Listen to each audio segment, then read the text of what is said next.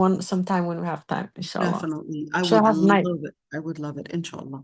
So, Bismillah ar-Rahman ar-Rahim and Assalamu alaikum wa rahmatullahi wa barakatuh, everyone. So, inshallah, today we're going to be continuing with our tafsir. I'm really excited because a couple of things to talk about right here. Let's look into that. So, yesterday we were covering from Surah Al-An'am. Let's look at that page right there. So, with Surah Al-An'am, we pretty much focused on that area in what is called ayat al-ahkam. But I want you to look at this one. The word ayat al-ahkam, I'm going to write that down, okay? So let's write that down. Ayat al-ahkam. When you look at ayat al-ahkam, first of all, what does it mean? The verses that involve legislation, okay? That's basically what it means. But I want you to recognize that some verses do not necessarily have, let's say, a verb perhaps that's telling you to do or not to do, or giving me an informative clause of what needs to be done, but scholars still may have derived certain rulings from that. And it's important to see that when you see Tafsir al-Qurtubi, he may sometimes get into certain details of what the scholars had used or what the scholars had derived or how they used this or that quotation within this context and derived certain rulings. Okay, so when you look at this one, is it part of Ayat al-Ahkam? And of course, Tafsir al-Qurtubi is mainly dedicated for ayat al-ahkam, or the ayat that have legislation, but even though he would still get into the details of other angles of tafsir, but he's more dedicated at that. So certainly he wasn't going to miss out on that piece of not talking about whether if we had missed saying Bismillah Allahu Akbar, which is considered a tasmiyah, whether that would still be permissible to eat or not. Another thing that I missed out on yesterday was actually introducing this website. Okay, look at it. So this is called Al-Maktaba Shamila, a very, very important website right there, very easy to use. And the most beautiful thing is that you can go right there and just click on Bahth fil Maktaba. You're searching within that library. And let's say my favorite, whenever I would have a particular fiqh subject, I always like to get to basically this book. And let's say I'm going to cancel out this one, and I'm going to say, I want you to take me to this book, which is called Al-Mawsu'a Al-Fiqhiyya Al-Kuwaitiyya. Now, this is actually in 46 volumes, so definitely it's going to be really sometimes, well, it's not hard to actually, search within that book, but it's going to be hard to buy them. It's 46 huge volumes, okay? But the nice thing about this book is that it is classified, maybe you'll see it right now, but it's actually classified based on the topics. So what does that mean? So it will basically take a topic, okay? And then within that topic, you would basically, you would basically search. Let's say you're talking about a dhabh, for example, it would basically tell you, okay, here it is. This is what it looks like, okay? So it's basically based on topics, and then you would search based on the first letter. So think of it as a dictionary of fiqh. It's exactly, even though it's called an encyclopedia of fiqh, but think of it as a dictionary in fiqh. And the beautiful thing that it does is that it goes into these details, and it would give you basically, I would say, the key elements and also the summary for each and every single matter in fiqh. But you might say, well, I don't even understand Arabic. Yes, you need some keys in Arabic. You may not be very fluent, but you need some keys in Arabic. But here's what I like about it. Like, for example, right here, it covers the topic at-tasmiyah and the-dhabh. And you're like, I don't speak Arabic. So I'll say, that's okay. We can actually get translation. And let's get the translation. Here you go. Please translate it.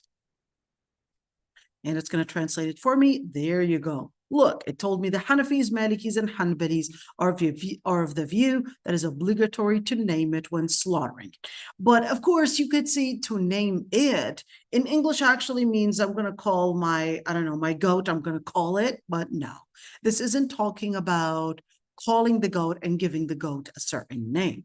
So that's why the translation, I can't depend on it entirely, but if I know at least some Arabic and some grammar, in other words, I'm not very fluent, but I've got at least the keys to it, I can get a really good resource, I can get some good referencing, and I could definitely get some good assistance on these topics and even have these resources available. Okay, so let's see. And he said, the Almighty said, do not eat of that on which the name of Allah has not been mentioned. It is not obligatory to name people, nor to be mute, nor to be deceitful. It is sufficient for the mute person to nod to the heavens because his gesture is the place of the speaker's pronunciation.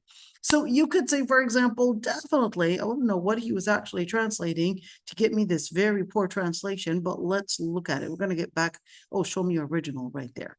Get to the original. He said, okay, that صيغتها, and the way to say it is Bismillah in the moment that you're actually doing it. For the Bayhaqi had said, oh, actually this one, ولا تجب التسمية على ناس ولا أخرس ولا مكره ويكفي من الأخرس أن يومئ إلى السماء لأن إشارته تقوم مقام الناطق. All right, let me translate that right now that I read it in Arabic in the English translation that you got. It is not obligatory to make that pronunciation of Bismillah Allahu Akbar while you are slaughtering, and it is not obligatory on a person that is incapable of speaking or somebody that is coerced, and it is enough that if we're speaking about a person that is incapable of making the speech of Bismillah Allahu Akbar, it's enough to actually make a body gesture towards the sky, and that basically is that body or basically the sign language to say Bismillah Allahu Akbar. I want you to look at this one because yesterday, every single Wednesday, we basically, Wednesday my night, okay, we would have a lecture or a class with the people in prison. And we would get people that are not Muslim or sometimes very new Muslim. We have a new Muslim that is only 3 weeks Muslim, okay? And she still is finding it hard to relate to Salah, finding it hard to memorize things, which is very common, okay? But then we would always say, even if you just do the gestures, even if you were to do the takbir, or at least whatever dhikr that you're capable of doing, do that, but do not miss out on your salah. Okay, so when you look at such things, okay, two things that I would want to say. Number one is that some resources can be very helpful, even if you were to get a simple translation that right now I'm sure it's going to become better and better. And after all, I mean, it's getting way better with AI coming in and bringing us a lot better, results than before. Okay, but at the same time, I wanted to show you some of those resources that can be helpful, especially for those that are at least, I would say, the foundation of talab al-ilm. So they have some Arabic, they learned some things about fiqh, they're attending classes, they did attend classes. And when you see, especially in the women's circle, we're really considered as way behind compared to the men in our education on Islamic studies. So I would say, even if you were to present what you had learned, definitely don't give fatwa. And whenever you don't know, it's not wrong to say, I'll ask. I'm not really sure. Why am I encouraging you to take that moment to teach? I don't want to say teach meaning holding lectures, but I mean, what I mean by that, I mean taking the time to help your mind stay in focus by basically conducting whatever you had learned, to basically right there share it. Let's use the word share it than the word teaching, because maybe the word teaching is probably going to be maybe, I would say, challenging for some. Okay. And sometimes they may be put at a spot and feel like, okay, I'm supposed to be a teacher here, but I'm not qualified, etc. So I'll just say sharing it. Share it with a group of people, practice it, talk about it. When you share it, it becomes not only the khair that you are giving to other people, but it becomes something that will also inspire you and keep you focused with yourself as well.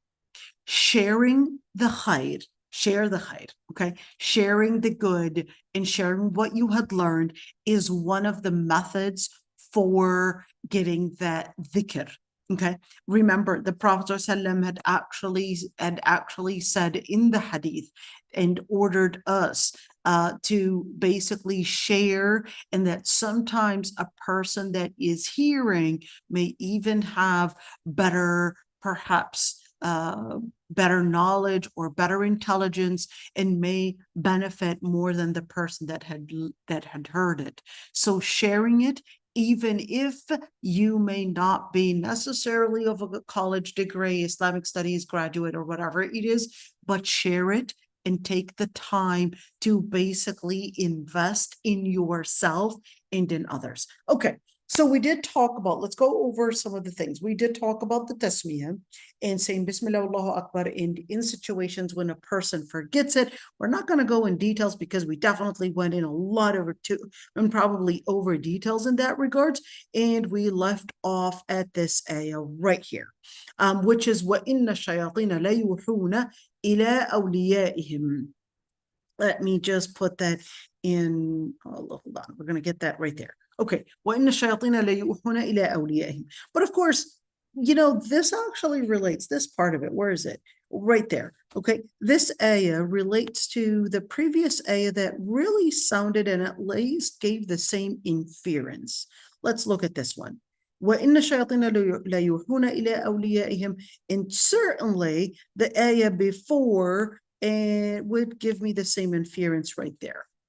وكذلك جعلنا لكل نبي عدوا شياطين الإنس والجن يوحي بعضهم إلى بعض زخرف القول غرورا. What's the difference between this ayah and that ayah? In this ayah right here, the focus is, yes, it's definitely giving me that the ins and jinn may be shayateen, and we talked about the word shayateen. Okay, they may be shayateen, people coming in with an evil motive or an evil interpretation. Okay, so people, let's say, giving you the wrong data, or people giving you the misinterpretation for that data, and that's a form of that right there, that zukhruf al-qawli ghurura. So right there, you could see that this one, remember yesterday when we talked about the reference, we talked about the data, and we also talked about the interpretation. Okay, so in this ayah, it was basically talking to us about the reference and talking to us about the interpretation. Okay, the reference and the interpretation. So who was the reference here? It was basically shayateen al-insi wal jinn. What were they doing? Well, they were giving them the interpretation in a form of an appealing interpretation. But in this one, it was لَا يُوحُونَ إِلَىٰ أَوْلِيَائِهِمْ لِيُجَادِلُوكُمْ. This one's giving me the data. Okay? This one's focusing on the data that is shayateen لَا يُوحُونَ إِلَىٰ أَوْلِيَائِهِمْ لِيُجَادِلُوكُمْ. So in other words, the shayateen themselves, they would give them the data to use in order to argue or debate you, in order to belittle you, in order to take away your confidence. And that's the word liyujadilukum. Let's just see right there. So remember, the reference, we're talking about data and we're talking about interpretation. Remember, this is extremely important in every single science that you would learn. And this is where many that would go into psychology would basically confuse their elements, and they end up taking that information and thinking of it as not an interpretation, but thinking of it as a reference and basically factual references, and think of it as this is my place of data, this is my reference, and not recognize that no, a lot of this is actually coming from a narrative, a data that is actually coming from, let's say, an agenda. And then this agenda would come in, of course, with a certain narrative. And this narrative is also coming from shayateen. So certainly the shayateen can be the reference, the shayateen can be the ones to give data, and the shayateen can be the ones to give the narrative that may make it sound appealing. So this is very important. How is this different from Islam? How is this different from Quran? Well, this ayah, remember all these different details in these ayah, Allah subhanahu wa ta'ala is telling you. Well, in terms of reference, تَمَّتْ كَلِمَةُ رَبِّكَ صِدْقًا وَعَدْلًا. In terms of the reference, Allah subhanahu wa ta'ala's word is complete with sidq and adl. How do I know if this is coming from a wahi that is coming from shaitan or whether it's coming from Allah? Number one is that the wahi from Allah subhanahu wa ta'ala is containing sidq, is containing truth. Number two, the wahi from Allah subhanahu wa ta'ala contains justice. Therefore, the wahi from shaitan would contain injustice. Okay? And لا مبدل لكلماته. The words of Allah subhanahu wa ta'ala, they are basically complete and they don't change. The words of shayateen, they'll continue in making new statements and continue making changes because they may recognize sometimes the flaws within their statements. So they'll continue on, let's say, remolding their statements, remolding their interpretation, remolding their data in order to get to the conclusion that they're seeking, which is basically the conclusion that is away from adl, but the sentiment, or at least the center, is basically based on al-hawa. So you would have al-hawa is their key, which is basically their own interests or their own desires. In other words, they're trying to look for ways to maximize desires, maximize their own dunya interest. That's their goal. All right. Then they'll use dhann, the data, whether that is anecdotal or whether that was what they can present it as an empirical. And that many times it would basically confuse and bring in a shubha, a misconception for those that don't have their grounds in place. Should we say this again? Explain it again? Who does it confuse? Who do these, let's say, these connections, whether getting the reference or whether the data or whether looking at the interpretation? How does the misconception happen? A misconception happens when either the reference, the person in front of you, is not recognizing that that there's something wrong with the reference in one, the foundation itself, that it lacks credibility, it lacks truth, or it lacks justice. So Quran is there to help you identify the resources. That's the number one thing, to help you identify the resources, because if you don't identify the resource, then you're going to be selecting from different areas, and you basically would consider that, yes, it's either going to be the masses around you, the people around you, these huge numbers of the people around you, which may be influenced by culture, or they may be influenced by the different agendas that would be proposing these ideas, or it would be coming in with basically il-hawa, with desire to basically get them off in how to read the resources, how to recognize the resources, how to understand the data, how to collect the right data, and how to bring about the right interpretation. So what you see when people get into a misconception is confusing either the resource or the data or the interpretation, and then coming up with a misconception. As a Muslim, then if you are doing da'wah, how am I going to be confronting these misconceptions? You're basically either going to scrutinize the reference, the resource, or you're going to look at the data and re-examine the data, or you're going to re-examine the interpretation. You're going to look at one of these things and say, here's where the problem is. Here's how I'm going to refute this, this misconception. You're either going to go to the reference, or you're going to go to the data, or you're going to go to the interpretation, and basically either figure out where the discrepancy happened or where there's injustice in it, or you're going to basically get into looking at how this lacks credibility for these reasons.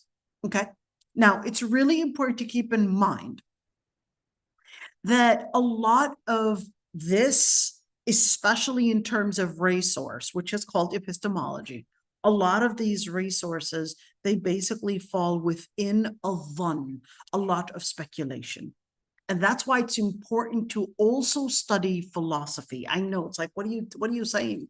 You know, we've got a lot of scholars that are warning us from studying philosophy and etc. I disagree with that. I'd absolutely disagree with that. And I think it's extremely important for those that specialize in Islamic studies to also add on to that, to study the different philosophies out there. Why? Because then you would be capable of undermining these ideas in where they came from and what they're actually aiming at. And you would be capable of, if you're wanting to work in da'wah, if you're wanting to be a person that is basically, you know, trying to defend Islam, to let's say refute these misconceptions, etc.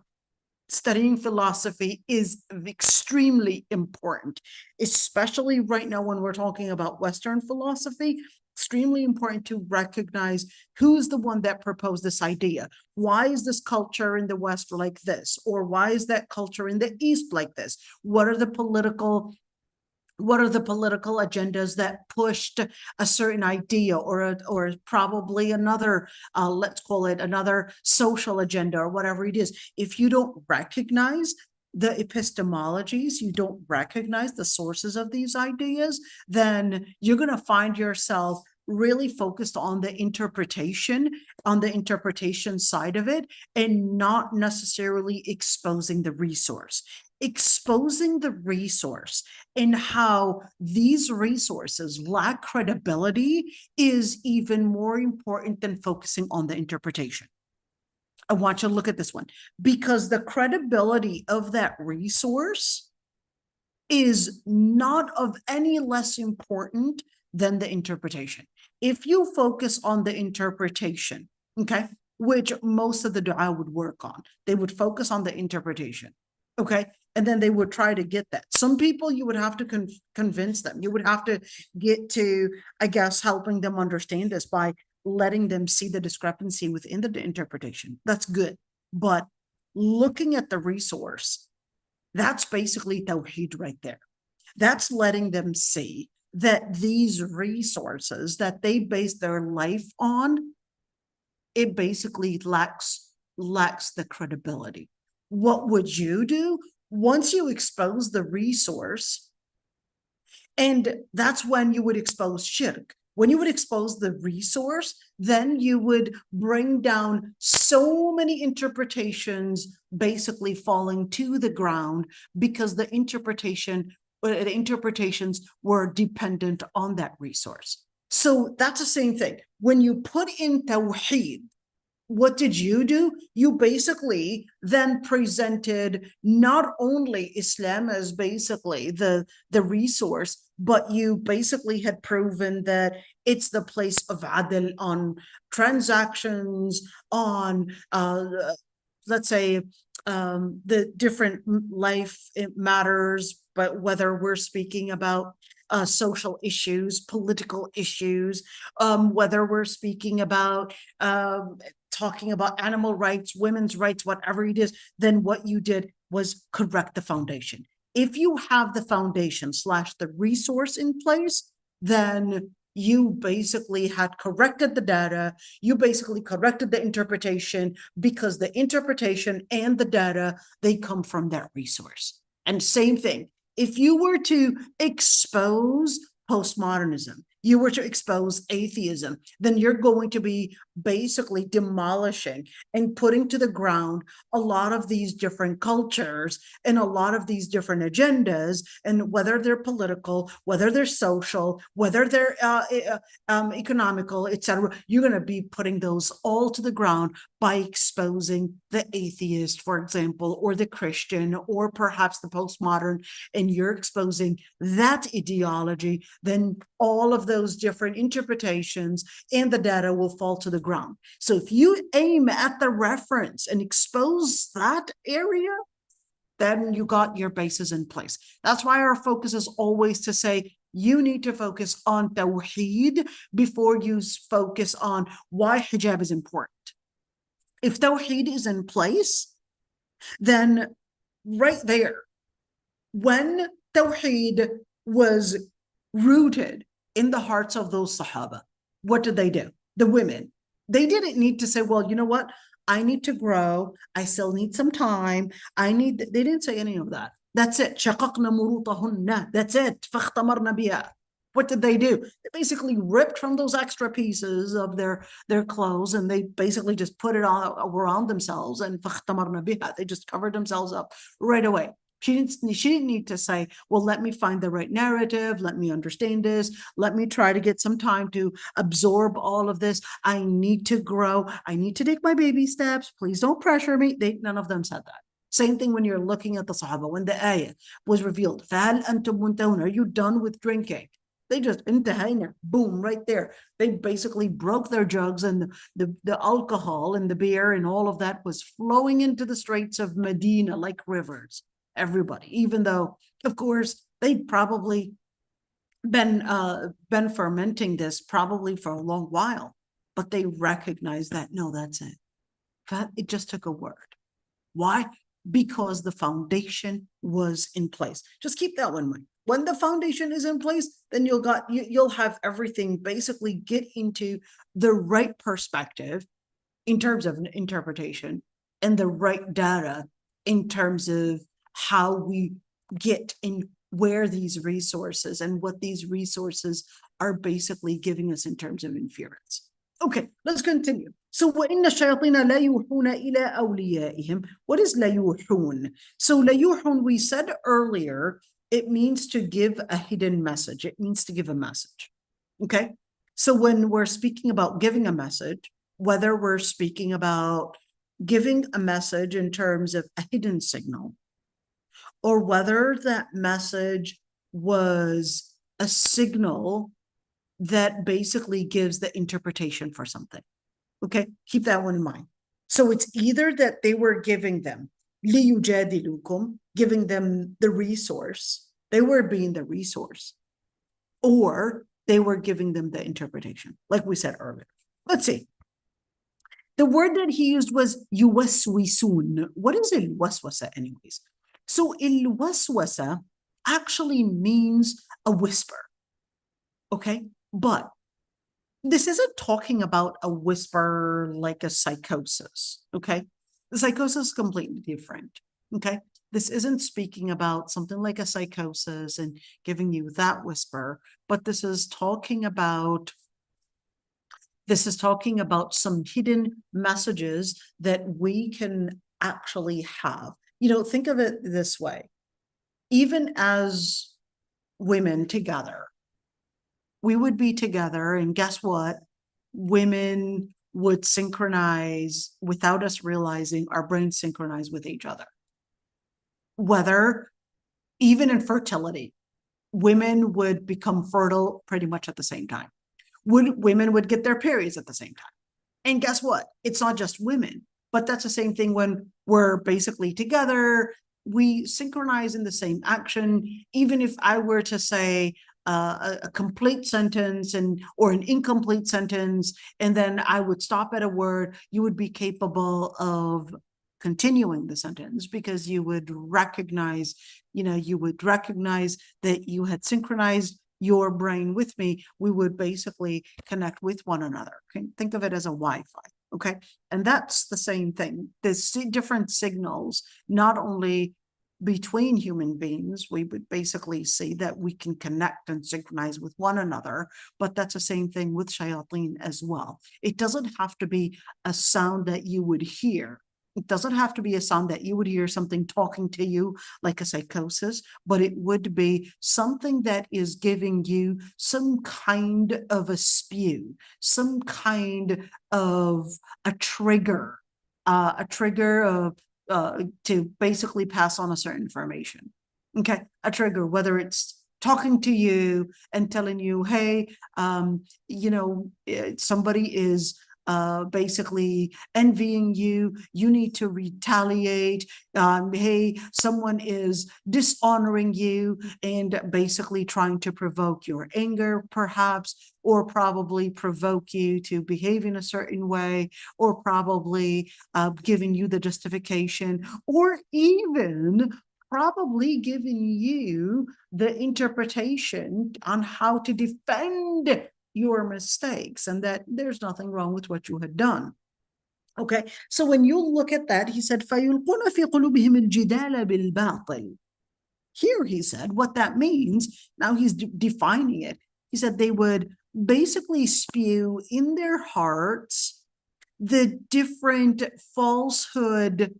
Al-jidal is like arguments. So they would give them arguments, like they would tell them the interpretation, the argument, what exactly happens. At the end of the day, okay, keep that one in mind. At the end of the day, what they do is there is a capability that they are capable to communicate with us. That's the most important thing. They're capable of communicating with us without us even seeing them. That's the key thing. Just as our bodies can communicate with each other. You want to call it electro things. There are different ways of how our bodies can communicate with one another. Just like when we talked about women become fertile at the same time, women become, all these different things and all of that. We already know that. We know that. This is not just anecdotal. We know it. We know it. We see it. And yes, it's something that is proven. This isn't something that we are claiming, but this is real. Okay. And when we see that, yes, our bodies communicated, that's the same thing. That shayateen can communicate with us, can communicate with our brains, can communicate with our hearts. They can do it in different ways that can affect our choices. Let's say Abu Dawud had narrated in this hadith عن ابن عباس وإن الشياطين لا يوحون إلى أوليائهم, that they would say, if Allah subhanahu wa ta'ala had, okay, hold on. So that, okay, well, actually he flipped the sentence, I believe. ما ذبح الله فلا تأكلوه وما ذبحتم أنتم فكلوه. Well, that's, I think he flipped this sentence. What Allah subhanahu wa ta'ala had slaughtered, in other words, natural death, do not eat it. And what you had slaughtered, then eat it. But the Lord Almighty had said, وَلَا تَأْكُلُوا مِمَّا لَمْ يُذْكَرِ اسْمُ اللَّهِ عَلَيْهِ. Or actually, no. Because this ayah was revealed, and do not eat what did not have the name of Allah subhanahu wa ta'ala. Okay. And Ikram, who's Ikram? Ikram ibn Abi Jahl. That what was referred to in shayateen are basically maradat al-insi min majusi Faris. What is al-marada? We hear the word marada مردة الشياطين and مردة الإنس. Who is and who are المردة? So المردة would be the ones that had mastered disobedience. What, you can actually master disobedience? Just like you could master obedience. Certainly you can master disobedience. What do you mean, master disobedience? So some people, they would get into from minor sin to another minor sin, but then they would continue on the path of sin that they don't regret and they don't get any sentiment of regret or even feeling that they need to correct or go back or repent for what they had done. So they would continue and break not only one or two major sins, but continue and insist to live their life like that. That's a marada. The marada are basically the ones to insist, nas'Allah al-afwa and have you, the ones to insist in disobedience. That's maradat al-ins. So what was he referring to here? He was saying that some scholars, like Ikram ibn Abi Jahl right there, that he had said this is referring to the ones that had been insisting from the human beings, from the Zoroastrians in the Furs, in the Persian Empire, to insist to go against basically the rulings of the Lord Almighty.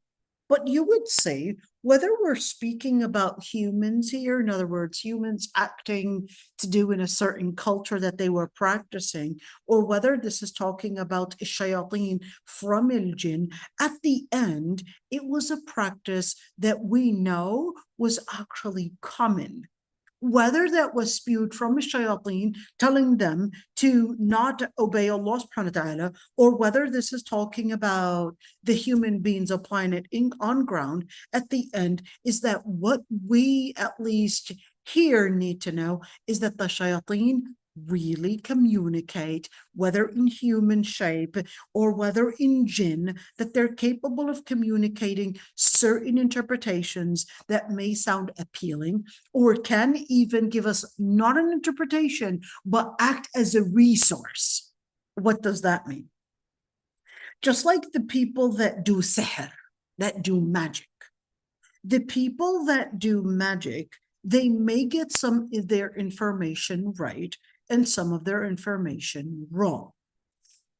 Now, the information that they may get right, and they may tell you some information that certainly may be very mysterious, but then later on you discover that, wait a minute, they actually gave me some information that was right. Well, that's because shayateen can be a resource, not credible, but they can be a resource and may get some information that is true. For example, maybe the shaitan, they would reach out to the jinn and the jinn would say, well, this is where the sihr was put, or this is where let's say their stolen item is put, or whatever it is. They may give them some information. Why? Because they want them to feel that they're credible in the resource, so they'll give them some right information and some wrong information. Okay, so that's why you would see sometimes the shayateen may be a reference in themselves, but not necessarily fully credible, because only the words of Allah subhanahu wa ta'ala, tammat kalimatu rabbika sidqa, only the words of the Lord Almighty are in full credibility, are in full truth. The shayateen, it's a combination and a composition of truth and falsehood. Okay, number two, the shayateen, just like in magic, they also would come in with an agenda to harm. The shayateen would only come with an agenda to harm and also give an interpretation to delude, to misguide, okay? To delude and misguide. So in human form, what does that look like? In human form, you can have, that's why the ayah continues later on and actually tells us about akabira mujrimiha. We're going to get there. What is it, akabira mujrimiha? There are certain leaders, those would become references. And then you would have the other people that may proselytize and market or may have a certain way to put in the agenda. Let's give an example. You have certain people, you want to call them Illuminati, you want to call them celebrities, you can call them whatever, you can call them Freemasons, you can call them, I don't know, stone, whatever, you know, the skull and, what do they call that? Skull and something, whatever. Regardless of which group it is, it's not one group, it's basically multiple groups that shayateen would play on. Okay, shayateen are going to be their reference, and then these akabir al-mujrimin, these key figures, they may be politicians, they may be celebrities, singers, they may be college professors, etc. Those are the big and basically key figures. They would come in with putting in one, either new data, it doesn't have to be credible, but basically new data, and then they'll have also other, let's call them the other figures, whether it's the media, whether it's a social media or influencers, whatever it is, that would basically take these compositions together, and they would be the ones that would interpret the data or get basically that appealing way to present this in a way that is bringing in more and more followers. So that's that area to recognize, are we seeing more shayateen than actual salihin? The answer is absolutely. They're filled in social media. They're filled in politics. They're filled in economy. They're filled on university campuses. Yes, university campuses, ladies. Yes, yes, yes. Aqsam billah al-azim. University campuses are a lot more dangerous on our children, wallahi al-azim, than the street itself. Aqsam billah al-azim. University campuses are a lot more dangerous on our children than the street itself. You know why? You know why? Aqsam billah al-azim. Because on the streets, they can get into, wrong friends, etc., and fall in the wrong behavior. But guess what? What's even more dangerous than the interpretation and the wrong interpretation that's an appealing interpretation is the wrong reference. When these akabir al-mujrimeen, when they delude you in the reference, when you're misguided in the reference, then you have your main lens basically switched. But if you would say those that, you don't need much, when you do da'wah in prisons, these people right there, they're right there showing how that interpretation, that when just a second that they recognize and you talk and you expose their references, they're like, yeah, we had seen it. Yeah, that is actually true. And they're right away, wallahi, willing to accept da'wah right away. Because their resources were these shayateen that they recognize. But Ya Rabbi, may Allah subhanahu wa ta'ala give us guidance. Okay, let's see. So, liyujadilukum. What is liyujadilukum? So they were trying to do what? Shayateen were trying to give this type of spewing communication to basically delude us. But liyujadilukum, this lam right here, maybe I should erase the rest of that highlight on, right? Let's erase this one and actually get to this one. This lam right there is basically telling us the reason for it. Okay, so what is liyujadilukum? Yujadilukum means to argue with you. But is that really what it means? Let's say So the first one, he said, this is referring to that they were arguing with you. And what is the argument? They were debating with you, trying to put in a logic that why would you not eat from something that God had killed in a natural way, and think that somehow you would be a better resource to slaughtering that animal. So we talked about this last time. That was that whole argument.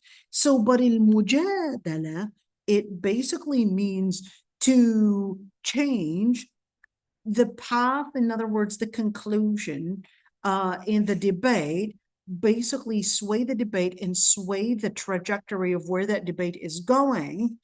And that's what liyujadilukum means. So we're basically trying to get a hold of the debate and trying to sway the argument towards a certain conclusion. Okay, that's what yujadilukum means. So what does that mean? That is to let us know that the second that you would fall in this argument, the whole purpose of this argument is to redirect you from Jannah into Nar. That's the whole purpose of this argument that Shaitan would get you into. It's to basically sway you from focusing on Allah Almighty to focusing on the trajectory that Shaitan was on, the purpose, and also to take you into the trajectory that Shaitan wants to take you to. And what does that mean? He said, well, that was taken from the etymology. When you look at here, ma'khudh min al-ajdal, this is talking about the etymology of it. And he said, it basically is a kind of a bird, a strong bird. I don't know what that strong bird looks like. So yeah, but at the end, it's basically telling us that this strong bird basically can, I guess, with his wings, basically direct at a different angle. Okay, let's see. And some scholars actually said, ma'khudun min al-jadala. And what is al-jadala? They said it's taken from al-jadala, which basically means earth. Wait, it means earth? And he said, yes, because it is as someone is overcoming you with the argument, and basically you would become fallen to the ground into the earth. So this is all metaphorical. You could see it all metaphorical. So you could say that they're disputing on what is actually happening in the word liyujadilukum. Is it that they're, at the end, the word means that they're arguing with them. They're trying to divert their vision, divert the data, divert the interpretation into basically a new trajectory, a new conclusion, a new purpose. Think of it this: number one, a new purpose, a new trajectory, and a new conclusion. Okay?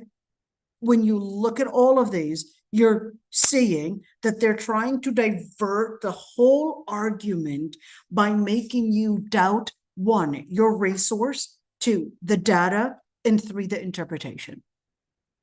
So that they'll use all these different methods, and that's why the other scholars, they would then debate and trying to see what really is happening. Are they here trying to spew the ideas? Are they here trying to divert us away from the argument? Are they here trying to this one is focused on the psychology of it. So this one's focused on the psychology of the whole argument, or the whole intention of that argument and that debate. And this one is basically focused on the argument itself and its trajectory. And this one is basically focused on the interpretation, how they would make it. Okay. But at the end, it really means the same thing. But they're trying to say, okay, how can I analyze what really is the motive behind this whole debate? It was quite interesting.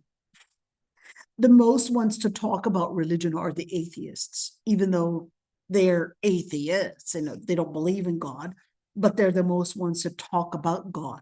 You know, if this person is an atheist and you truly believe in atheism and that God doesn't exist, you just move on. Why are you putting it as a main goal to divert me away from my religion?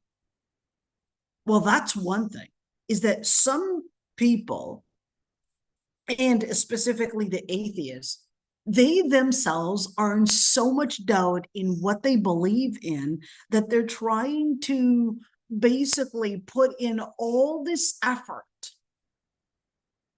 to divert you and get you away from your religion, because just by seeing the deists, that's making them doubt their own selves and their own stance. So they would use the method of trying to, this is the method right there, trying to somehow take your confidence away. And the reason why, it's not that they're trying to get you to Jannah, because they don't even believe in Jannah. They're not trying to get you in Jannah, but they are putting all that effort, all that time, because they are trying to proselytize their argument, because they get their confidence by seeing people give up on their argument. Whether it's a Christian, a Muslim, a Jew, whatever it is, by seeing them give up on the argument, that's their area of confidence. Their confidence doesn't come from the argument, but their confidence comes from the endorsement of others and or seeing others submit to their argument, because they recognize they don't have an argument. Their argument is really just based on everything was basically founded in nothing but absurdity, and that everything is just matter in motion, and there isn't necessarily an objective definition for truth, and therefore you could just live on with no meaning, whatever brings you good, and that's all you're going to do. So if you think that there's no objective to do it, that there's no definition for truth and all of that, then why are you in such ardent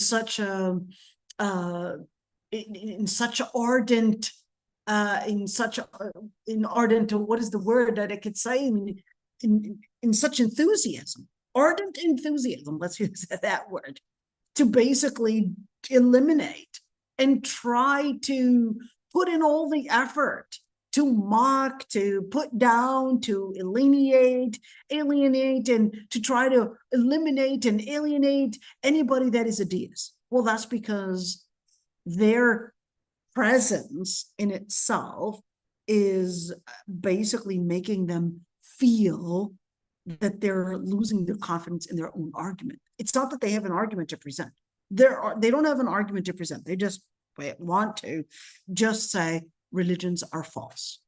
And anyhow, so what do? They basically, this is the attempt to basically make you lose your confidence and try to put you to the ground. Let's say let's see the other interpretation. مأخوذ من الجدل وهو شدة الفتل، فكأن كل واحد منهما يفتل حجة صاحبه حتى يقطعها وتكون حقا في نصرة الحق وباطلا في نصرة الباطل.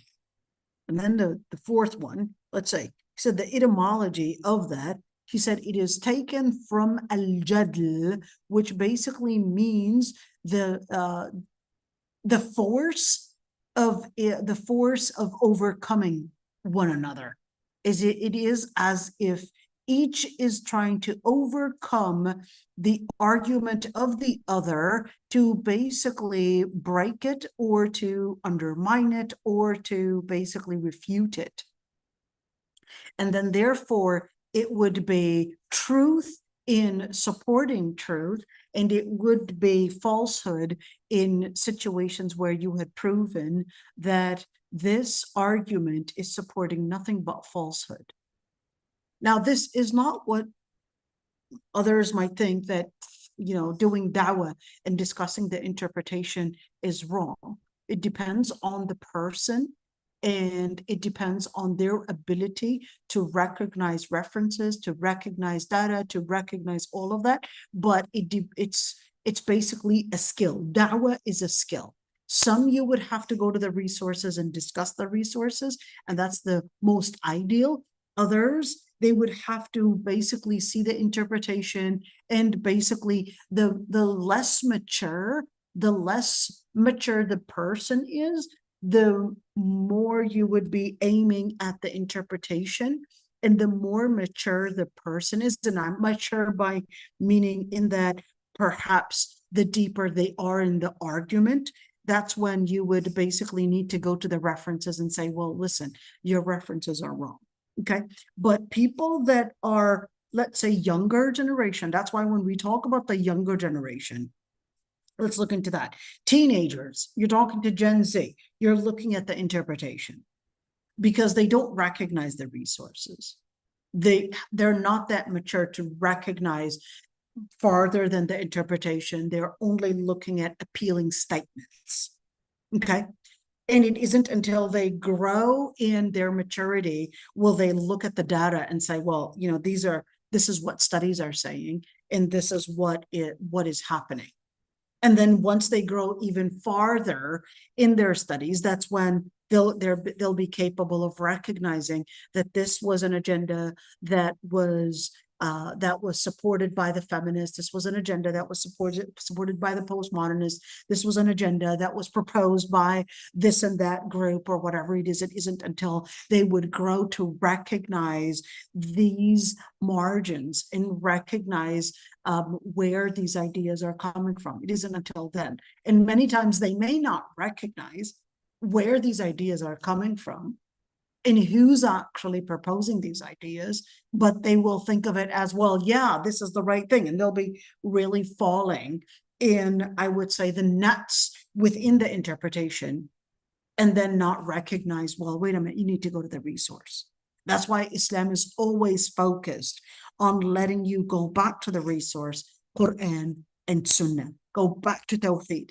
Go back to the resources, because once you recognize your resources, that's when you're capable of figuring out the data and eliminating the data that basically is not credible data and the data that is standing on credible things. And then with the interpretation, you will not be falling for the appealing narratives and appealing statements and basically the sihr, or the magic of eloquence, but you'll be capable of recognizing, I'm not going to fall for that.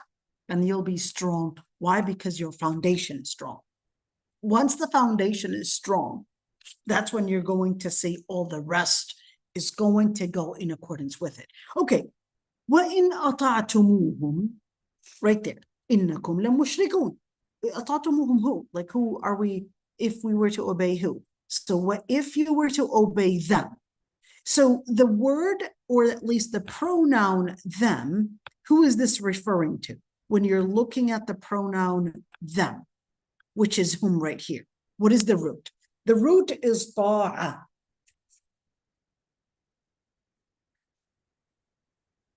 The root is ta'a. The root ta'a actually means to submit. Okay? The root ta'a means to submit. So when you submit to them, what are we submitting to the argument, or are we submitting to them? It's all. Whether you are submitting to the interpretation, or whether you're submitting to the data or the confused data, or whether you're submitting to the reference, all of that, innakum la mushrikun. But here's one thing. This is very important to keep in mind. If you were to say, in ata'tumuhum innakum la mushrikun, what is that supposed to mean? What if I obeyed them in the interpretation? So what does that look like? This is a Muslim girl. She regards Islam as her resource. She recognizes that it's obligatory. Let's say hijab is obligatory, salah is obligatory. But then in the interpretation, they managed to delude her. You look more beautiful without it. The hijab you're wearing, it's making you look old. and the hijab you're wearing, it's so long and it's so double layered that it's basically not making you take the vitamin D that is necessary nutrient. So what do? They gave her a new interpretation. But her data, she believed that it was obligatory, but she got lost in the interpretation. And then the interpretation that they had presented sounded appealing. So she didn't practice her hijab, or she didn't practice her salah, because she was told that by basically being consistent in her salah, that was probably going to affect her job, or probably going to affect her school credits. So she decided that, yeah, I believe it's obligatory, but that's the interpretation. Now, does that make her become a mushrik? The answer is no. What would make her become a mushrik? In ata'tumuhum, in the data. Let's go into the data. And they said, salah it doesn't make sense to actually pray, because God is so powerful. Why would he care that we would submit to God? Here's an interpretation, and here's a data that they are basically diluting and saying, well, God doesn't need you to pray because God himself is magnificent. He just wants you to pray at your own will, and not necessarily at his will, because he's God. He's allowing you, he gave you the free will to basically decide things on your own. When you're ready to pray, that's when you want to pray.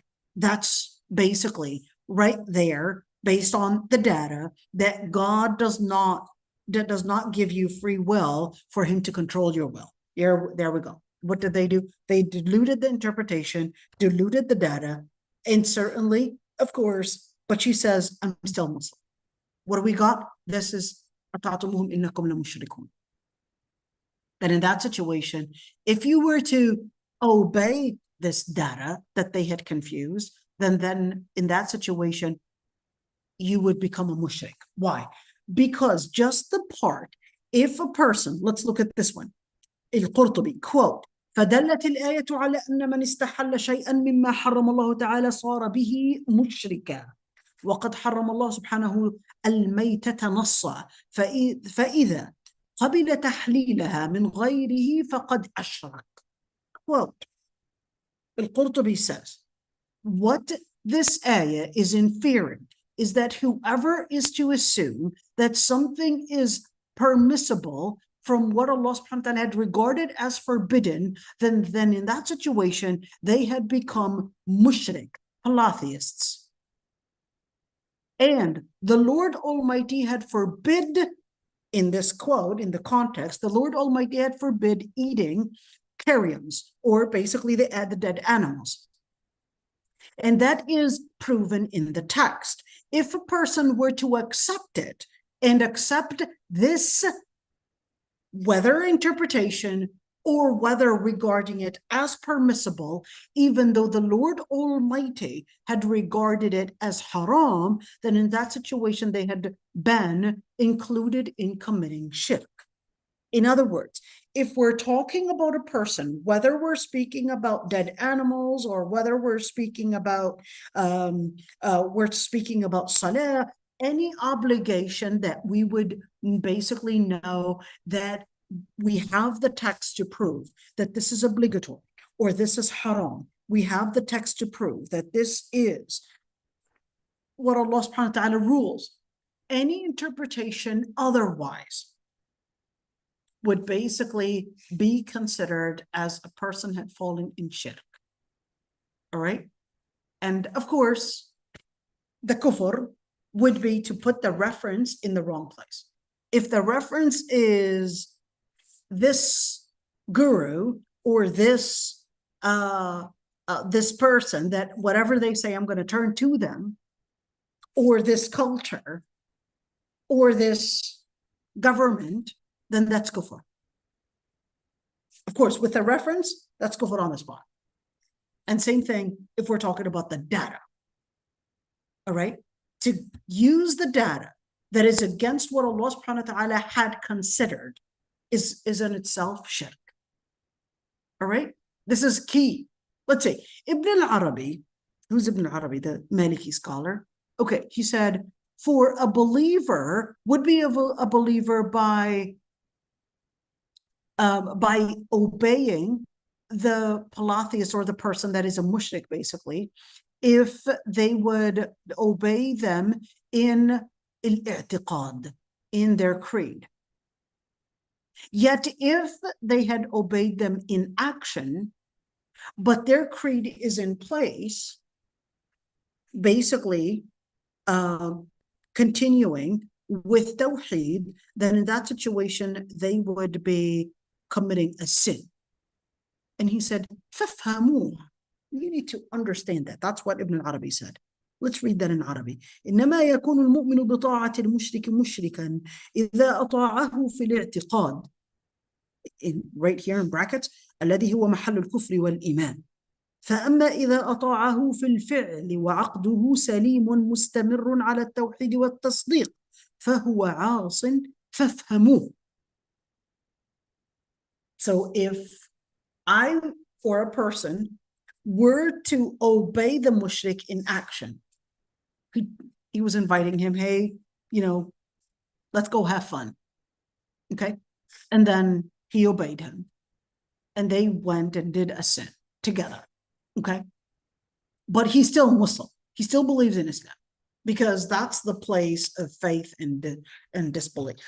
He still believed in Islam, but he still obeyed him in going to the wrong place.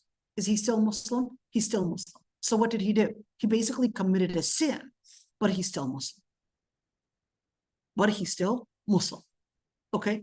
So he says, فَافْهَمُوهُ. What does he mean by فَافْهَمُوهُ? Like, this is a key thing to understand.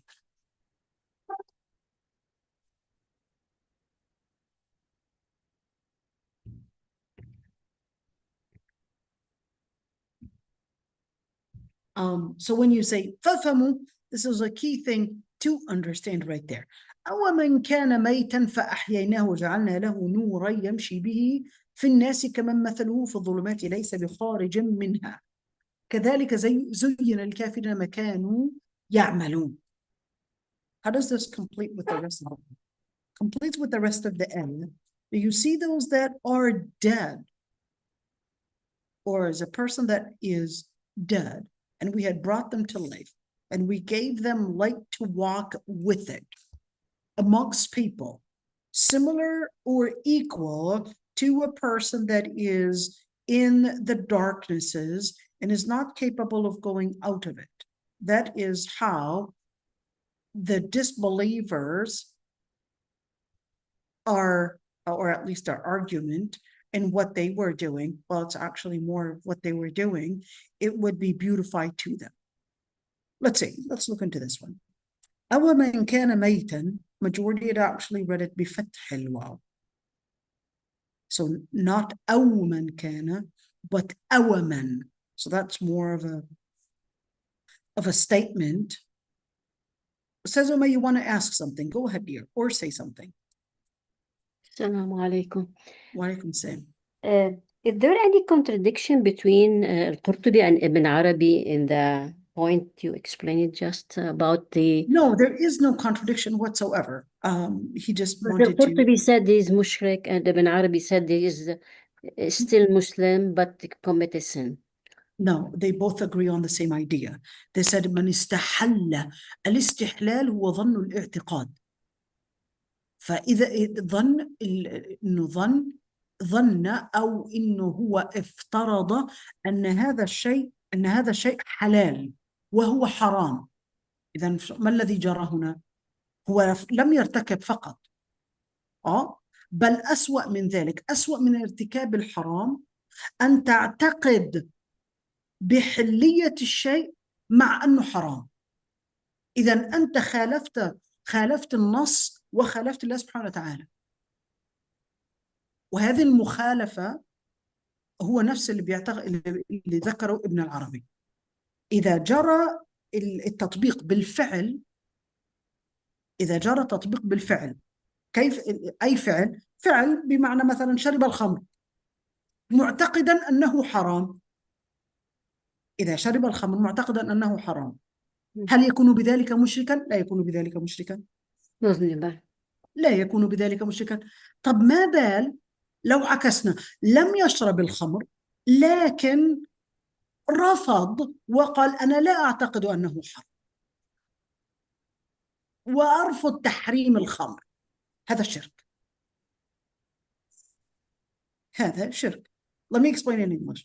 Let's just, is there any difference? Is there any contradiction between what al-Qurtubi is saying and what Ibn al-Arabi is saying? No contradiction whatsoever. Al-Qurtubi, in his statement, he was actually focusing on the part if somebody were to label or were to say that something, let's give an example here, drinking alcohol. If somebody says that drinking alcohol is halal, then just by, and they already know that by text, that there's evidence to prove that it's halal, but he insisted that it's halal. All right, that's kufr. All right, but Ibn al-Arabi was further adding, but if the person were to believe that it is halal, haram, sorry, but then drank alcohol, that doesn't make him a kafir or a mushrik, but that makes him a sinner. They believed that it was haram, but they still did it. That doesn't make them mushrik. That makes them to have committed a sin. But if a person said, I know I don't drink, but I still believe that it's halal and there's absolutely nothing wrong with it, I think you guys exaggerate, and I don't see why it should be haram. It's just grape juice. And hey, why would God create something and then tell us not to do it, not to use it? That's right there, shirk. That's kufr, right there. You just went against Allah subhanahu wa ta'ala's order that was proven to being something that is haram. All right. So Ibn al-Arabi and al-Qurtubi, they're actually on the same page. But this one wanted to word it focusing on the action, and this one wanted to focus it on the mind. And that's why he said, أطاعه في الاعتقاد الذي هو محل الكفر. إذا أطاعه في الاعتقاد فأما إذا أطاعه في الفعل. He said, إنما يكون المؤمن بطاعة المشرك مشركا إذا أطاعه في الاعتقاد. What does that mean? That's exactly what al-Qurtubi was saying. Al-Qurtubi was saying, if the mu'min had obeyed the mushrik in their shirk, then that's what would make them mushrik. But if they obeyed them in the action, that would make them a sin, or would make them basically committing a sin or sinners. Okay. So they're actually on the same page. No contradiction. Yo, Jazakallah khair. Yeah, I got it. You got it? Okay. Is اعتقاد or فعل. Yeah. Absolutely. Because if you say بالاعتقاد in creed, whether in the data or in the reference or in the interpretation, all right, then that's basically getting you out of the fold of Islam. But if the person in action, they believe the interpretation, yes, this is haram, I shouldn't be doing it, I've got the evidence to prove that it's haram, and I go back to Allah subhanahu wa ta'ala to tell me it's haram, but I was weak in being committed to that action, then that's sin, not kufr. It would be very clear if we speak about the hijab, because it's common. With khamar, not everyone, but for hijab, it works, makes sense. So I personally, I'll tell you one thing. I personally don't always like to use hijab as an example. Why? For a number of different reasons. Number one is that I don't like to emphasize that hijab is the most important thing in Islam, especially in women's circle. I like to let them recognize all the different parameters in understanding Islam, despite hijab being extremely important. There's no question about that. Okay, no question about that.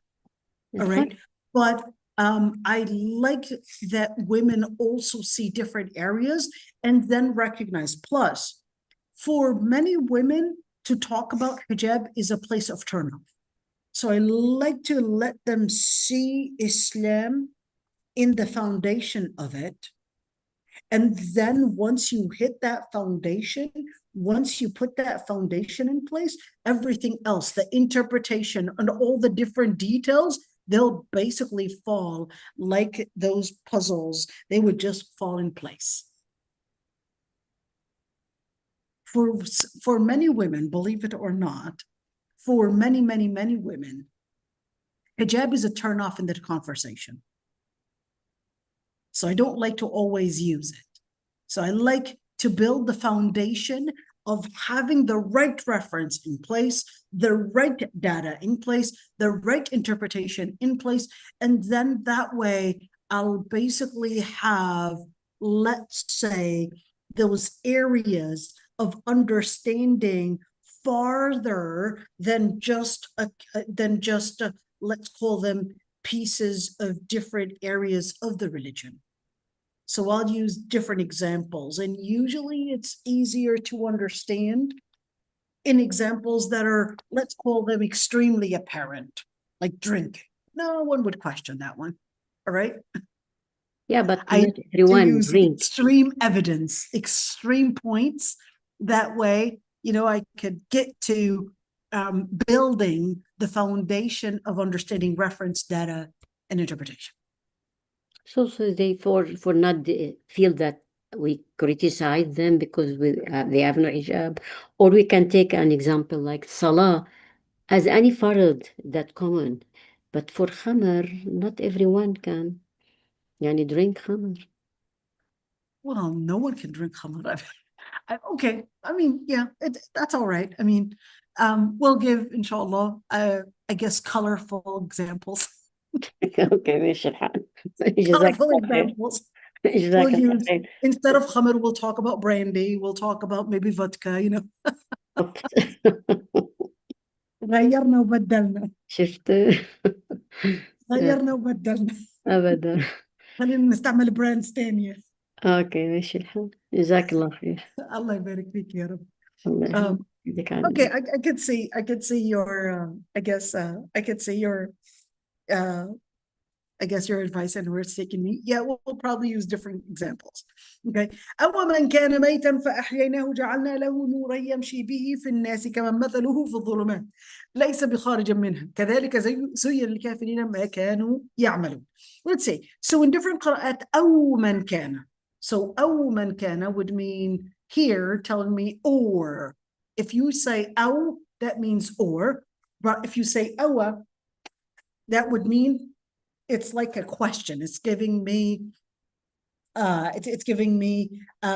more of a statement that's giving me an exclamation. Okay. أَوَمَنْ كَانَ مَيْتًا, majority had actually read it in an exclamation. أَوَ, with the waw, we're having a fatha. Okay. Let's see.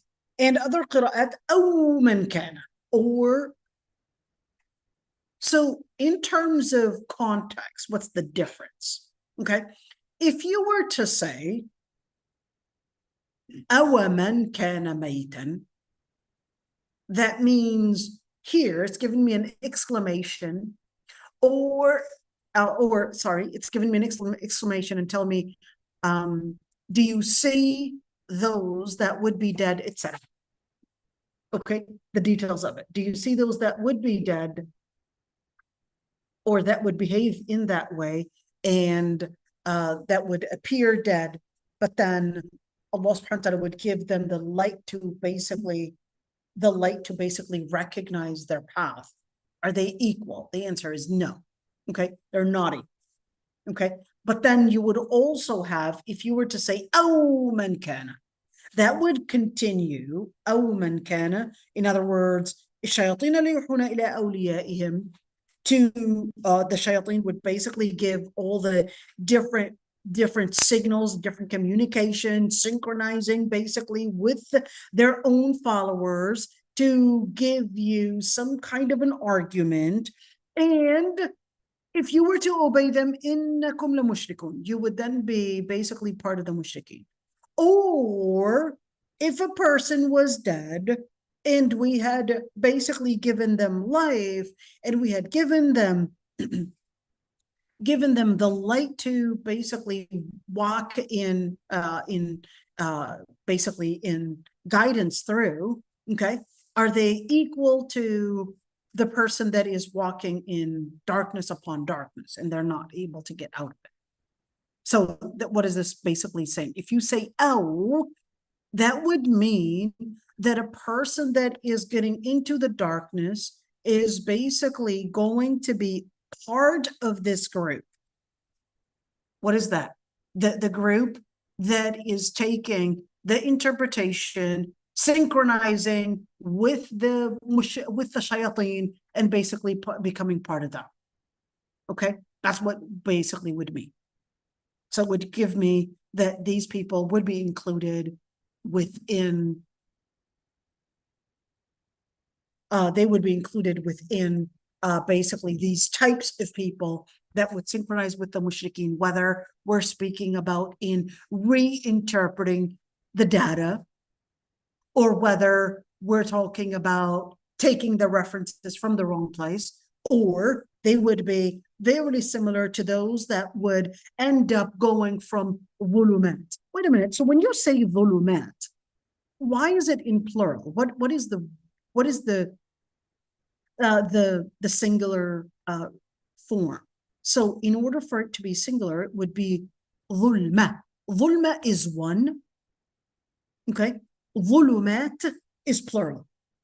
ظلمة is one darkness. ظلمات is, in English, you can't say darknesses. It's still darkness because it's not countable.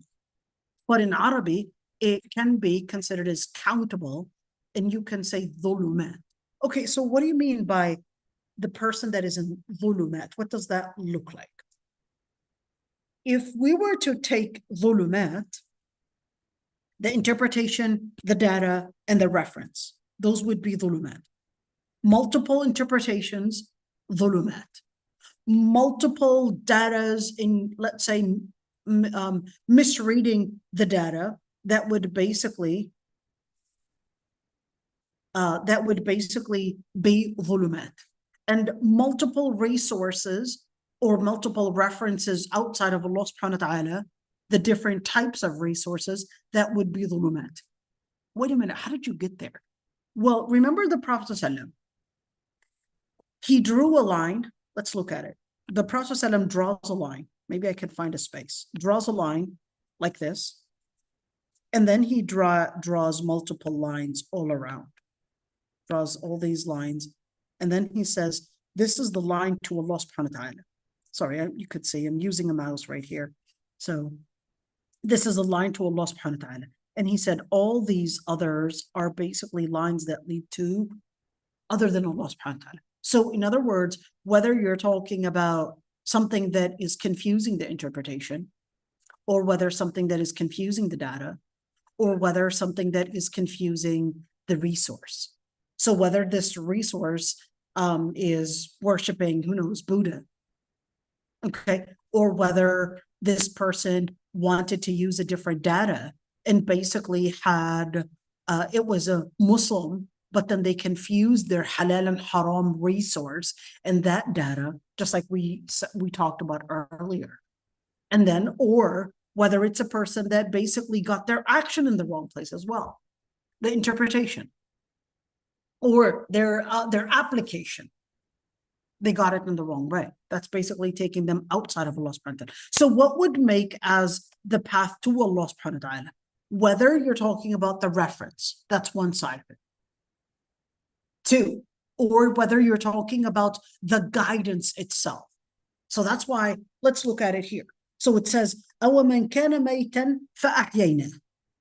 Now, one thing I would want to say is that scholars, we're going to see down in Tafseer al-Qurtubi, how scholars actually had different interpretations on maytan. Is this really talking about a person that one time we didn't exist, and then we were brought to life, basically, here we are?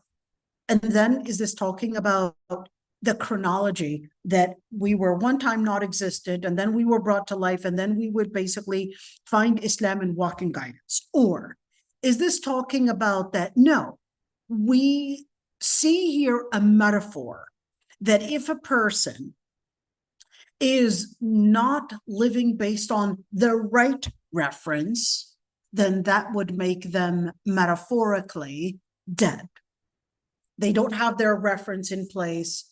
Then therefore, once they find their reference in place, that's when metaphorically they are brought to life.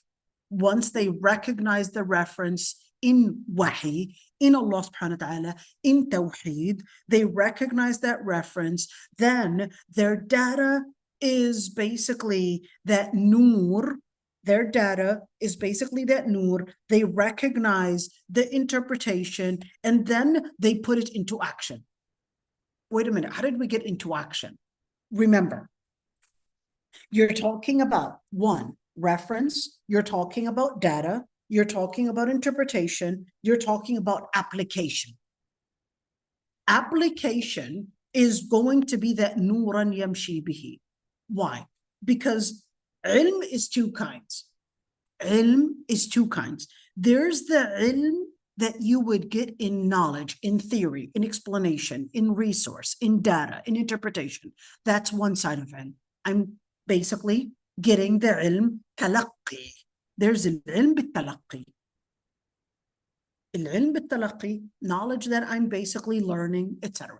There's the other kind of ilm that is learned through discipline. And that's why this ayah is focusing on it. Nuran yamshi bihi. There's the ilm through discipline. I can talk to you about driving, but it isn't until you actually go behind the wheel, you understand how to make this car basically not hit another car, how you reverse, what this neutral does, how you park, how you need to turn, when to turn, and how to make the right point of angle on the right turn, and when to, etc. And that's when you really get into the training. And it isn't until then that you would basically get the discipline in place.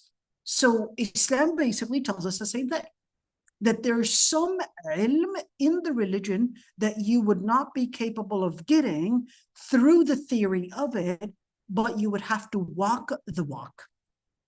جعلنا له نورا يمشي به في الناس. They would basically have to walk it, they would have to live it in discipline, they would have to practice it, and therefore, when you talk about dhikr, there's the dhikr, there's the oral dhikr, there's the visual dhikr, and there's the behavioral dhikr. Oral dhikr, you basically repeat, La ilaha illallah, alhamdulillah, ashhadu an la ilaha illallah. That's the oral dhikr. Visual dhikr, you've got your vision in place, whether you recognize the magnificence of Allah subhanahu wa ta'ala in tawheed, or whether you recognize the legislature. Then there's the behavioral dhikr, application. How do you put this in practice? How do you put it in practice? And there's the ilm that could only come after you practice it. You would have to pray and work on practicing your khushu' to really attain khushu'. You would have to practice that. And it isn't, I did the experiment, I tried to pray, and it wasn't really for me. No, it doesn't work like that. It takes a lot of khushu', and it takes a lot of practice, and it takes a whole life. It takes a whole life of commitment and determination to really be in a place as a mu'min. And it's not an experiment. It's not an experiment. It's basically a discipline. It's not an experiment. It's a discipline. You learn the side of that ilm, which is through al-wahi, and then you would also learn through discipline. There's another ilm of discipline. Right? Think of it, a child. In their early stages, you would give them a discipline. And you can talk to your teenager about why this is important and where this is taking them in life and all of that. They don't necessarily recognize it. Why? Because their brain is not fully developed to see the trajectory of these behaviors and where it's taking them. They don't see it. They won't understand it until later. And I'm sure it happened to all of us that we didn't see what our parents were trying to tell us. It isn't until later it's like, oh, now I get it. After many times it's probably too late. Allah understand. Okay, let's see.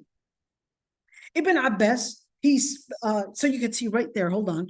You could see the different interpretations. So one decided, well, some scholars basically said that they were supposed to interpret this one as literally, and others interpreted as metaphorically. And others said that there was a reason for the revelation. What is the reason for the revelation? They said, well, this was actually referring to a specific person. Who's that? They said, فَأَحْيَيْنَا, there was a story. Umar ibn al-Khattab was actually considered a main figure, just like Abu Jahl. Hisham ibn Amr was his name. Okay, what happened? So Umar ibn al-Khattab, he basically embraced Islam. Okay, and that they said this was referring to Umar ibn al-Khattab. At one point, he was kana maytan. At one point, he was not a person that was alive in faith. And therefore, when he had Islam come to him, his heart revived in faith, and he had become جَعَلْنَا لَهُ نُورًا يَمْشِي بِهِ. He was guided basically with the light that he would walk the path on. Walk the path on what? Walk the path on Islam. In commitment to the religion of Allah subhanahu wa ta'ala. Is he equal to the person that is in al-dhulumat? Why Abu Jahl? Because Abu Jahl was considered an educated figure. So what is Abu Jahl? What does the name mean? It means the father of ignorance. Why is he I thought he would, you just said he was educated. Yes, he was educated, but if your education is not leading you to guidance, then you basically are submitting to your arrogance. And that's one key thing. Remember, if all these degrees and college degrees and whatever, and yes, this person has a PhD, that one has a master's, and this person has this, but then they're empty of their Islam. Their degree becomes really just for the sake of dunya. Good luck with it.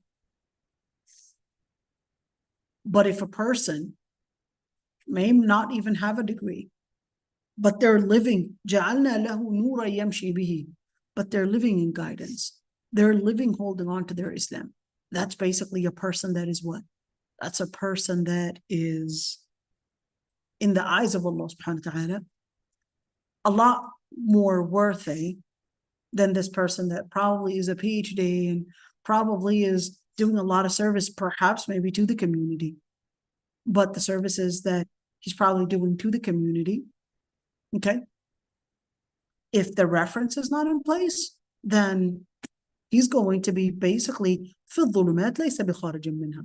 They're just going to be going into these different paths of darkness upon darkness, and they won't be able to get out of it. Wait a minute, so why won't they be able to get out of it? Why did it say they won't be able to get out of it? Because the only way to get out of this dhulma is to basically remember this graph that the Prophet ﷺ had drawn here. The only way is not to go this path or this path or this path, but the only way is to go through this path. That's the only way to get to Allah subhanahu wa ta'ala. That's the only way to get to an-nur. The source of light is Allah subhanahu wa ta'ala. If your resource is not in place, then they're never going to be out of this. They're never going to be out of these dhulumat. They're just going to stay within. كَذَلِكَ زُيِّنَ لِلْكَافِرِينَ مَا كَانُوا يَعْمَلُونَ. That's how Allah subhanahu wa ta'ala, basically al-kafirin, and when you look at كَذَلِكَ, what is that giving me? That's giving me a pattern. In other words, for us to see right around you, you've got كَذَلِك. This is how.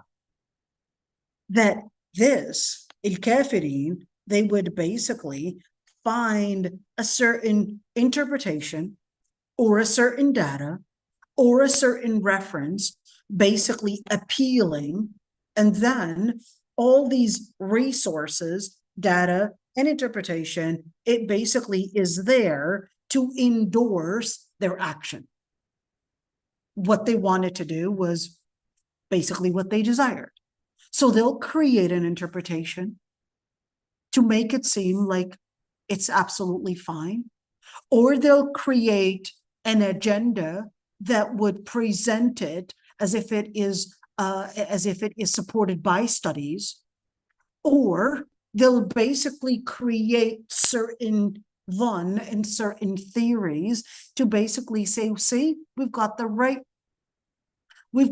resources or the right theories, and this is how we can understand this. And then what do? They're basically just looking for different ways to not feel guilty about what they're doing. And what else? And then you would have كذلك جعلنا في كل قرية أكابر مجرميها. Then you'll have basically these key figures that would bring in a different alteration, and basically either alter the references, either alter the data or the interpretation, and basically that's ليمكروا فيها. There's an agenda. Al-makr is to put in an agenda, to put in a plan, to put in a plot. That's al-makr. So he'll tell you that, there are certain figures. These are big figures that would put in these different agendas, and they would plot.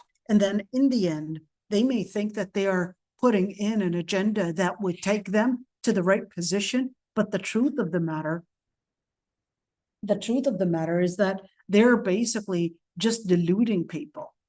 They're just deluding people. They're just deluding themselves as well. And this is extremely important to recognize. So this is it, inshallah. And of course, al-Qurtubi said, وَالصَّحِيحُ أَنَّهَا عَامَّةٌ فِي كُلِّ مُؤْمِنٍ وَكَافِرٍ. That isn't exclusive to the story of Umar ibn al-Khattab, or even Hamza ibn Abdul Muttalib, or Abu Jahl, as Hamza ibn Abdul Muttalib as the person that Allah subhanahu wa ta'ala had given him guidance, or Abu Jahl, the one that is basically living in darkness at the end, regardless. And he said, the truth of the matter is that this would be inclusive to every believer and every kafir. So it would be inclusive to every believer, that they would be given the guidance, and the kafir would be walking in darkness. Okay, so there is another interpretation. They said basically they would be dead with ignorance. And what ignorance are we talking about? We're not talking about secular education. Ignorance, they would be dead by not having the knowledge, the information that Allah subhanahu wa ta'ala had basically taught man through basically al-wahy. Okay, and that one's interesting. Let's see. وفي الجهل قبل الموت موت لأهله فأجسام قبل القبور قبور وإن امرئا لم يحيا بالعلم ميت فليس له حتى النشور نشور. Okay. And he said, the nur is basically speaking and referring to guidance and faith. And some scholars actually said, like al-Hasan, he said that nur is actually referring to the Quran, basically that nur. And others said, well, this is referring to wisdom. So what is the nur then? Said, just like in the ayah, يَسْعَى نُورُهُمْ بَيْنَ أَيْدِيهِمْ وَبِأَيْمَانِهِمْ. When they said, انظرونا نقتبس من نوركم. What nur is this talking about? This is talking about basically the nur of guidance and going through the nur of Allah subhanahu wa ta'ala.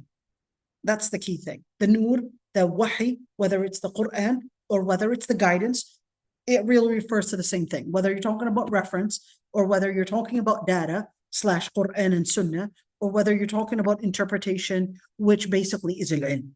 Okay, so it goes into the same thing. If you're talking about reference, you're talking about wahy, Quran and Sunnah.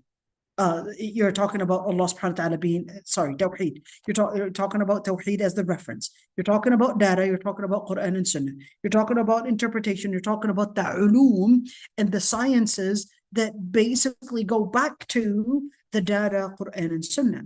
So yeah, we're going to say, so whether this ayah was revealed in terms of referring to certain people, like Umar ibn al-Khattab in contrast to Abu Jahl, or Hamza bin Abd al-Muttalib in contrast to Abu Jahl, or whether you're talking about perhaps a believer, any believer, in other words, it would be inclusive, and perhaps a kafir out there, that this would be including them as well. So whether we're speaking about interpretation, we're talking about data, or whether we're talking about resource, and that's where, you know, some scholars actually want to say it's talking about guidance, faith, Quran, wisdom, and basically the legislation and resources that the Quran had mentioned, all of that would basically be referring to that. So you could see that they're not necessarily disagreeing, but it's just, you know, different points of angles on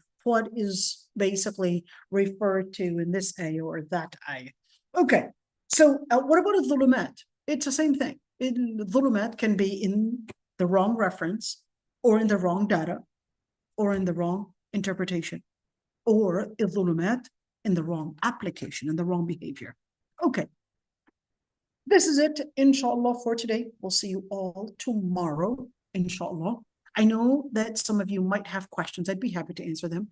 Or you would like to perhaps maybe add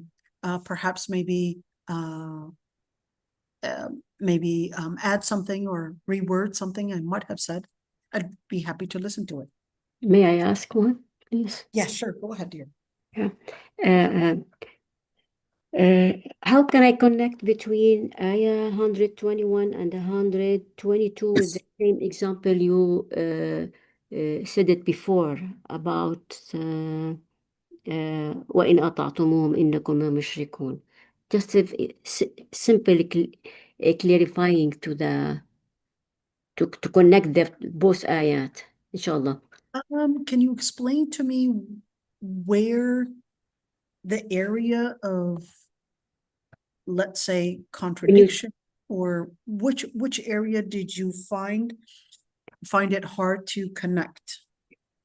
Just want an example to make more clarification. Which area? Say it again. نور يمشي به, and about what Ibn Arabi said about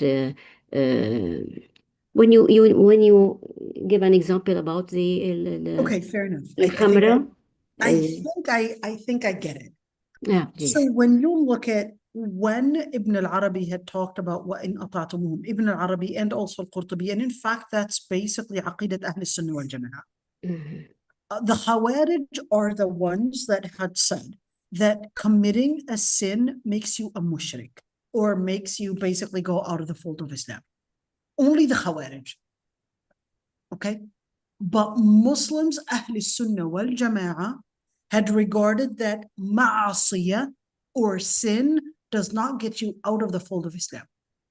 Okay? Now, when you connect this one, جَعَلْنَا لَهُ نُورًا يَمْشِي بِهِ فِي النَّاسِ. Okay? What is that supposed to mean? So, maytan would be a person that non-Muslim is not a Muslim, or somebody that does not have their reference in place. جَعَلْنَا لَهُ نُورًا يَمْشِي بِهِ. This is to basically say, well, the ones that had lived in shirk, the ones that had lived in obedience to basically shayateen, are the ones that are mayta. They're the ones that are dead. The ones that obeyed the shayateen, the ones that basically had obeyed them in their reference, obeyed them in their data, or obeyed them in the interpretation. Those would be the mayta. But the ones that had their reference in place, those are the ones that had life coming to them. Why life? Because once you recognize the purpose of your life, then that means you made a meaning to your life that made you hayah, that gave you life to your life. But if your life is with no purpose, that means you're still maita. You're still dead. And the purpose isn't a purpose like existentialism. It's not a purpose that I would make up, but it's a purpose that really is going in congruence with the reality that Allah subhanahu wa ta'ala created this world in. In other words, you're living the purpose based on the actual reason why Allah subhanahu wa ta'ala created this world in. So therefore, once that comes in and your life basically is living the purpose that Allah subhanahu wa ta'ala had created before your existence, and then you walked the path of that purpose, so you learned it, you basically absorbed it, that brought life to you, kind of like when you get the ilm, you get the knowledge, it kind of just opens up these spaces. You just all of a sudden become like, oh my God, I could see something. It becomes like an epiphany. Now I could see things that I did not see before, never recognized. Oh my God, it just becomes, it's like an epiphany, a light that just opens up in your mind. And then he said, جَعَلْنَا لَهُ نُورًا يَمْشِي بِهِ. Then they put that light / guidance into practice. And this guidance into practice, they don't just live in it on their own, but they actually live amongst the people to guide others as well. They live in that commitment. They live it as a practice. They live it as basically an identity. Okay? جَعَلْنَا لَهُ نُورًا يَمْشِي بِهِ. Now they become this person that not only do they keep the light within themselves, but they're lighting out on others as well. So therefore, they become this glowing light that is walking within the people to basically have that identity of light. They would live the light, and you could see the light that they would share onto people as well. And this is extremely important. Remember that sharing, the way we started out our class with, we said, share the light, because sharing the light is one way of helping you live the discipline and feel the discipline and get the inspiration of that discipline. Okay? Nura yamshi bihi, it's basically to let us know that there is an information. Let's erase that again. There's the area, two kinds of ilm. There's the area of information that you would get as information, and there's another kind of information, which is basically the discipline. Practicing. Practicing. The discipline. So suppose Man sha'a al-hidayah, Allah subhanahu wa ta'ala send him this nur. So first the niyyah is supposed to start from the abd. Absolutely. You know what? Let me connect it with another ayah. واعلموا أن فيكم رسول الله لو يطيعكم في كثير من الأمر لعنتم ولكن الله حبب إليكم الإيمان. Here's حبب إليكم الإيمان أحيينا. كره إليكم الكفر والفسوق والعصيان جعلنا له نورا يمشي به. Right? What is جعلنا له نورا يمشي به? كره made الكفر الفسوق العصيان. الكفر. Exactly. What is that? Al-kufr is not just a word to mention, but it's also a lifestyle. It has a completely different reference. Right? Dara, fusuq, major sins. Al-isyan, minor sins. What is that? It's a lifestyle that they would basically walk and take as a discipline in their life. So الحياة حبب إليكم الإيمان وزينه في قلوبكم. That's حياة. كره إليكم الكفر والفسوق والعصيان جعلنا له نورا يمشي به. الظلمات is the total opposite of that. الظلمات, whether it's getting the resources wrong. Feminism, postmodernism, Judaism, whatever, atheism, whatever it is, okay? That's basically ظلمة الreference, ظلمة الدata. They're basically confusing how they read the different things, and they'll tell you studies say, and it's like, studies, that was an agenda. And then ليس بخارج منها. They get into this whole interpretation, and they get into all this culture, and they think that they're actually doing the right thing. I'm being a good citizen. It's like, oh, really? Okay, yeah, right. No, they're never going to get out of it because they have their references wrong. They've got their data, they got interpretation. They're just going to go around a circle. You're going to try to tell them, let's use what you like to use, hijab. Let's get the hijab one, okay? You like to explain to them how important hijab is. It gives you identity. It gives you basically the security, protection, all of that. And you're talking to them. They're like, no, you're taking away my freedom. You're making me submit to the man's inability to lower their gaze, to basically control their behavior. And you're asking me to cover up in order to basically make the men feel secure because they cannot hold their desires. Mm-hmm. And as much as I convince her, and as much as I try to use the different interpretation that it's not for the man's security, but it's basically the reference that you would turn to, that Allah subhanahu wa ta'ala is letting you know that this is أزكى لقلوبكم وقلوبهم, that this is basically pure for your heart and for his heart as well. It's pure for the society. As much as you try to explain, they're just completely brainwashed, indoctrinated by the feminist interpretation, that as much as you try, you're just really just going to circles and circles and circles in that interpretation. And if you were to bring about this argument and that argument and this narrative and all of that, you're just seeing this person just twisting and twisting and twisting, because they're completely indoctrinated and completely brainwashed by these resources and these references that you're just finding yourself going to circles. So a woman كان ميتا فأحييناه وجعلنا له نورا يمشي به في الناس كمن مثله في الظلمات ليس بخارج منها. They're never going to get out of it. They're never going to get out of it until they recognize the reference. ليس بخارج منها. They can get into that reference and again another narrative and create another narrative, and they can think that they can read like 100 books on this matter, but they're stuck. They're stuck within the same circle of narratives. The only way to get out of it is if they were to get the light and the glimpse of wahi of Allah subhanahu wa ta'ala to help them identify their parameters to see things right. That's how they are supposed to see things right. Okay. جزاك الله خيرا وزادك علما. Ameen ya Rabbi. So inshallah, Latifa's back. I thought she left.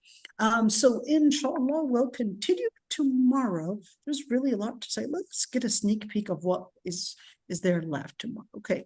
Akabir al-Mujrimina. And let's see. There's this one. Allahu a'lamu haythu yaj'alu risalata. So they were basically saying, well, why can't we be the prophets?